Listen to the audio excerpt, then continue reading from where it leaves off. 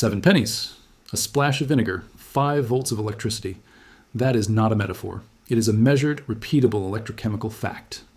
Alessandro Volta proved the underlying principle in 1800. The United States Army once taught a version of it to soldiers. And today, it appears in 0 active military survival manuals. 0. Americans spend over $9 billion a year on disposable alkaline batteries. The same fundamental chemistry, zinc reacting with copper through an acid, costs you 7 cents on whatever vinegar is already in your pantry. That is not a rounding error. That is an entire industry standing between you and a principle older than the light bulb. By the end of this video, you will know exactly how to build a functioning battery from pocket change. You will understand why this technique quietly disappeared from official military training. And you will learn the one limitation you absolutely must understand before you depend on it. Here's the part that made us dig deeper. Welcome back.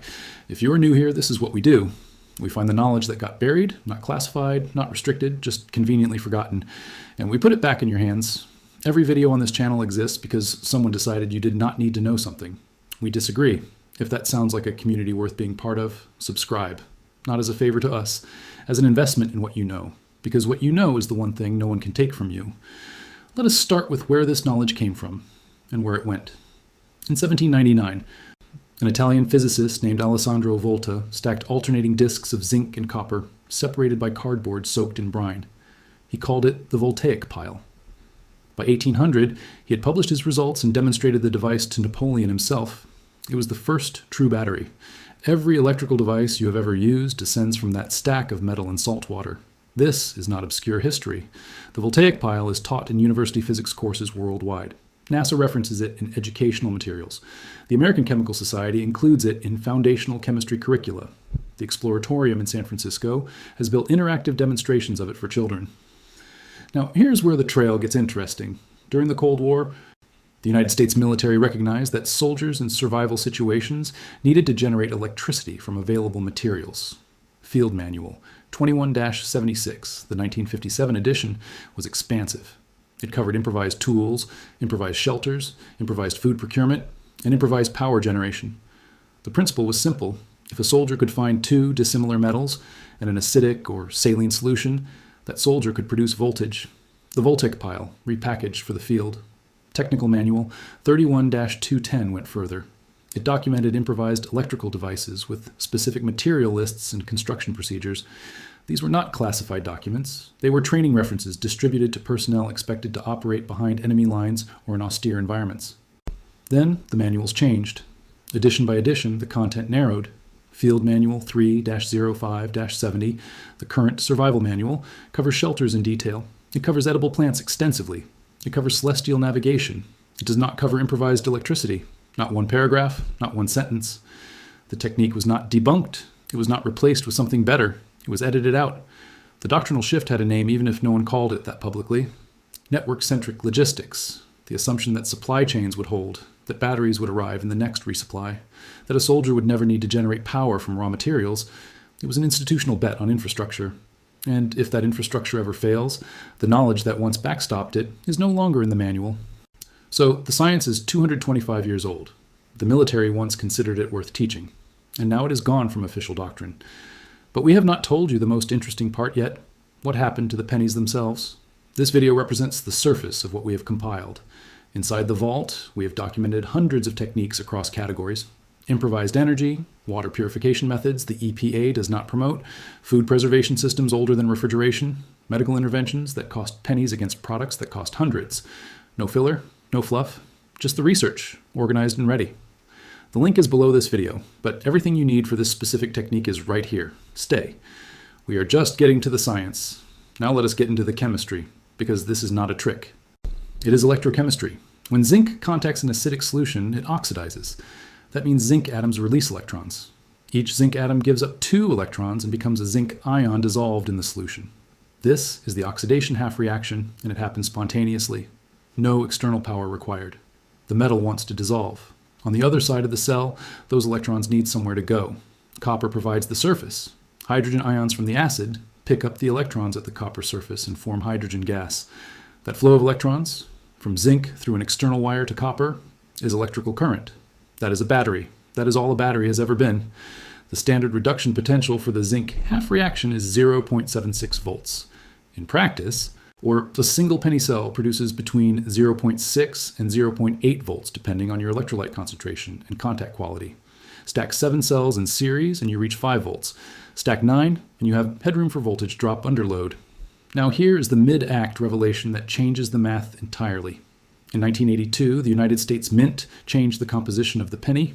Before 1982, pennies were 95% copper. After 1982, they became 97.5% zinc with a thin copper plating.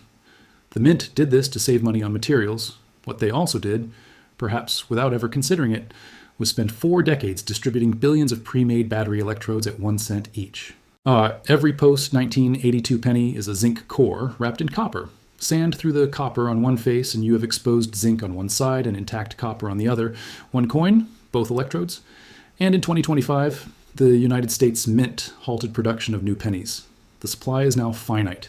Every penny currently in circulation is the last generation of this accidental battery component. So the chemistry is real. The pennies are literally designed for this by accident, and they just stopped making new ones, which raises an uncomfortable question about money. The global consumer battery market exceeded $80 billion in 2024. The alkaline battery segment alone, the disposable batteries you buy at the grocery store, accounts for $9.75 billion annually. Duracell, our Energizer, and Panasonic command more than 80% of that market. Duracell is a subsidiary of Berkshire Hathaway. Warren Buffett's company owns the battery you buy every month. Now think about what a penny battery requires. Zinc, copper, vinegar. You cannot patent zinc, you cannot patent copper, you cannot patent acetic acid, you cannot patent a 225-year-old electrode arrangement. There is no intellectual property to protect. There is no subscription model to build. There is no recurring revenue. We are not claiming that the battery industry suppressed this knowledge. That is not what the evidence shows. What the evidence shows is simpler and, frankly, more effective. No one has any financial incentive to promote it. Our Duracell is not going to run an advertisement teaching you to replace their product with 7 pennies. Energizer is not going to fund a study validating a technique that costs 7 cents. The absence of promotion, sustained over decades, achieves the same result as active suppression. The knowledge simply fades, and it is projected to get worse. The consumer battery market is expected to reach $180 billion by 2035. Every year, the incentive to keep you buying grows. If you have learned something in the last 10 minutes that you did not know before, that is what this channel does. Every video, every week. Hit subscribe. Share this with someone who builds things, someone who prepares, someone who just likes knowing what most people do not. The Vault link is below. Now, the honest limitations. Let us be direct with you, because your trust matters more than your excitement. A penny battery produces voltage. It does not produce meaningful current. A single 5-cell stack generates approximately 0.5 milliwatts of power. To charge a phone through USB 2.0, you need 500 milliamps at 5 volts. That is 2.5 watts. Your penny battery produces roughly 1/5000th of that. A single build lasts approximately 6.5 hours before the electrolyte dries or the zinc depletes past useful output. Voltage is unstable under load. It drops when you draw current and recovers when you stop. There's also a safety note. Zinc is toxic if ingested. If you have pets, particularly dogs, keep completed cells out of reach. Veterinary literature documents fatal zinc toxicity from swallowed pennies. So what is this actually good for? It is a trickle charge device. It is an LED light source. 3 cells will illuminate a small LED. It is a proof of concept that keeps your skills sharp. It is an emergency low-power option when nothing else exists. You can wire 4 to 6 stacks in parallel to increase current output. That is an advanced technique. But let us be honest, this is not replacing your power bank. It is supplementing your knowledge. With all of that understood, here is exactly how you build one. Materials: post-1982 pennies, at least 7, ideally 9. Medium grit sandpaper, around 120 to 220 grit. White vinegar, table salt. Cardboard or paper towel cut into small discs slightly smaller than a penny. Thin copper wire or aluminum foil strips. Electrical tape or small binder clips. An LED or multimeter for testing. Step 1. Take a penny and sand one face until the copper plating is removed and you see dull gray zinc underneath. Sand only one face. The other side stays copper. Step 2. Prepare your electrolyte. Mix approximately 1/4 cup of vinegar with a teaspoon of salt. Stir until dissolved. The salt increases ionic conductivity. Step 3.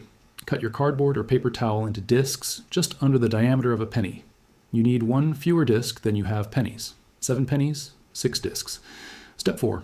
Soak the discs in the electrolyte solution for at least 30 seconds. They should be saturated but not dripping. Step 5. Begin stacking. Place the first penny zinc side up. Place a soaked disc on top. Place the next penny zinc side up on the disc. The copper bottom of penny 2 contacts the wet disc, which contacts the zinc top of penny 1. Repeat for all pennies.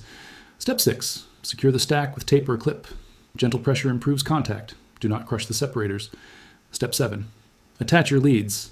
One wire to the bottom of the stack, that is your copper positive terminal. One wire to the top exposed zinc, that is your negative terminal. Step 8. Test with a multimeter or touch the leads to a small LED. A 7-cell stack should read between 4.2 and 5.6 volts. The LED should illuminate visibly.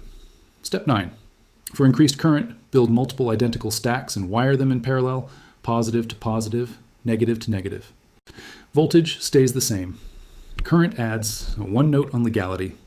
A 2006 regulation from the United States Mint prohibits melting or substantially altering pennies for profit.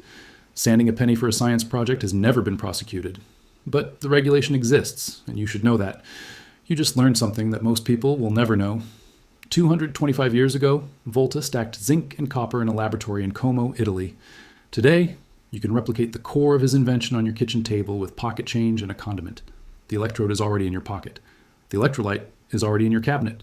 The technique is older than the telegraph, older than the telephone, older than the light bulb itself.